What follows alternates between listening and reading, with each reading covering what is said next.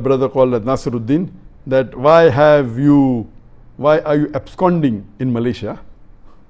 I'm not absconding in Malaysia. People know that I'm staying in Malaysia, in Putrajaya. What he may be meaning that why did I run away to Malaysia, or why did I come to Malaysia? And you know that there was an allegation by the Indian government because of the popularity, and many people were accepting Islam, and the new government, the BJP government, again is the Muslims, and they had a lot of agenda. So they laid allegation against me, first on terrorism, they could not prove it.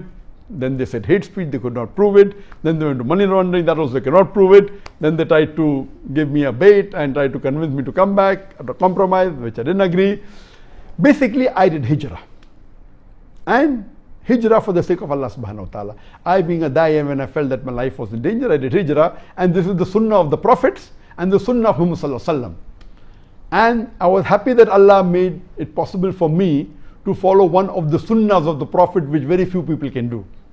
I did hijrah and I chose Malaysia. The reason is because I feel Malaysia is one of the best available Muslim countries in the world.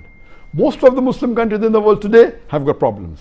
The best available amongst the Muslim countries, more than 56 that are there, I felt Malaysia was the best.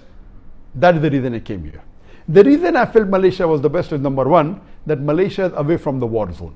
You know, many Muslim countries are in the war zone, especially in the Gulf region. You have war in Yemen, you have war in Syria. So this Malaysia is away from the war zone, number one. Number two, it's away from the wrong influence of the Western countries. You know, people, the Gulf countries and Muslim countries close, which are in Europe and otherwise, they're under the influence, the bad influence of the Western countries, which Malaysia is away. It has very little influence of America and the Western countries, number two. Number three, Malaysia is the country which has the strongest passport amongst the Muslim country. A Malaysian can travel to 185 countries without any visa. This was, I checked up last couple of months back. USA may be additional 2 countries. The highest is Japan, 190 countries. Then is Singapore, 189 countries. Then maybe UK, USA, 187, 186. Malaysia is 185 countries. The strongest passport amongst all the Muslim countries. That is point number 3. Point number 4, amongst the non-Arab Muslim countries, I'm not talking about the Arab Muslim countries, the non-Arab Muslim countries, on an average, a Malaysian, according to me, is a more practicing Muslim than an average Indian or average Pakistani. I do not mean bad for the Indians or the Pakistani, even I am an Indian Muslim. An average Indian Muslim or average Pakistani Muslim or a Bangladeshi Muslim, any non-Arab Muslim, Malaysia is, on average, a Malaysian Muslim is more practicing. You have the percentage wise, if you see a survey that says that in India, the Muslim coming to the 5 times compulsory Sun mosque is just a minute percentage. In Malaysia, it's a high percentage. The people fasting is a high percentage.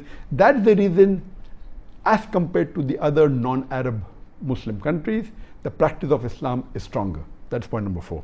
Point number 5, that in Malaysia, the federal religion is Islam. So you don't have to feel shy to call yourself Muslims.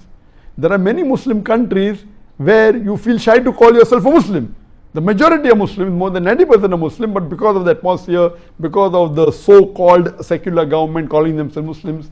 So these were the reasons that I chose Malaysia over other countries. I had got requests from more than 12, 13, 14 countries to come and stay there, and I chose Malaysia as the best amongst the one available.